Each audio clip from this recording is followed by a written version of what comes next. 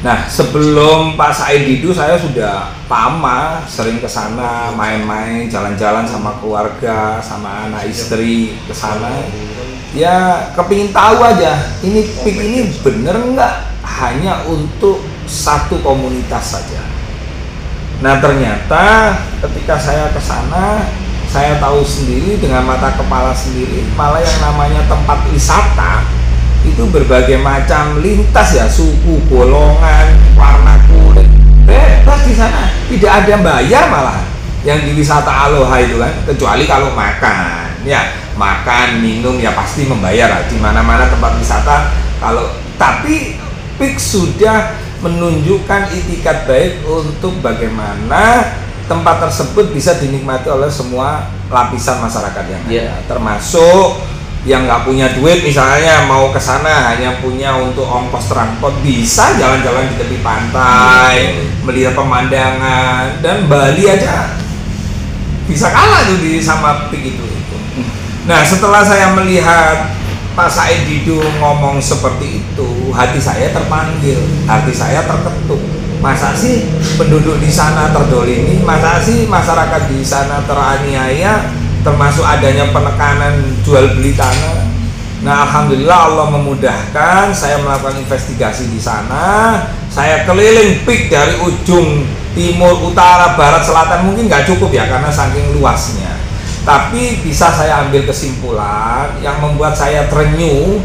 Dugaan saya ternyata selama ini salah, ada sebuah masjid yang megah, masih dalam bentuk baliho besar ini. Di sini akan dibangun masjid insya Allah terbesar se-Asia di lahan 2 hektar lebih. Nah, padahal yang punya ini mohon maaf, ini non-muslim, tapi memberikan fasilitas, memberikan ruang bagi saya dan saudara-saudara saya yang beragama muslim akan dibangunkan masjid sebesar ini. Nah, terus kemudian jalan itu jalannya juga bagus, fasumnya juga bagus, tumbuh dengan tanaman-tanaman yang indah.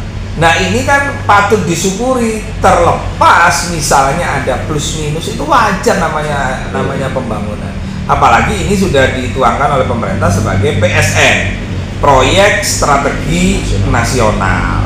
Nah, selama PIK itu memakai kaidah khairun nas anfa'u linnas, sebaik-baik tadi itu ya, sebaik-baik manusia adalah memberi kebaikan dan manfaat, termasuk yang pemilik tanah misalnya, tanah yang mana di sana harganya biasanya murah terus kemudian dibeli lebih. Nah, ini merupakan rezekinya masyarakat yang punya tanah. Nah, tetapi PIK saya lihat di sekitar tanah-tanah yang dibeli itu juga dibangun fasum-fasum tempat, misalnya apa sih, tempat bermain. Itu saya lihat ada di Teluk Naga, di Paku Aji ada. Sungainya juga jadi bersih seperti waktu Pak Said Didu duduk di situ. Nah, perkara misalnya ada statement tanah dari harga, misalnya Pak Said Didu ngomong ada 35 juta terus kemudian dijual oleh PIK 36 juta per meter. Nah, sekarang yang dijual misalnya di ujung sini, sedangkan fasumnya mulai jarak 5 kilo, 10 kilo menuju sini, ya pantas saja, itu haknya yang pembeli ya, pengembang. Nah, haknya penjual adalah ketika kamu dibeli halal sama halal, ridho sama ridho, dan tentu surat menyuratnya juga harus tertib semua, gitu loh. Nah, Gus Irfan mungkin akan lebih paham, lebih mengerti, karena kemarin saya wawancara dengan salah satu pemilik tanah, Haji siapa namanya? Yuris apa?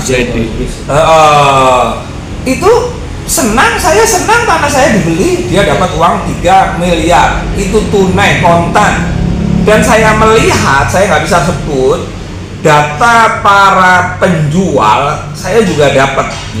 Pak Said itu mungkin nggak dapat, saya dapat. Dan di situ tiap dibeli harus ahli waris, tidak boleh tangan kedua, tangan ketiga. Jadi ahli warisnya siapa yang punya hak menerima penjualan atau pembelian tanah, dia yang menerima.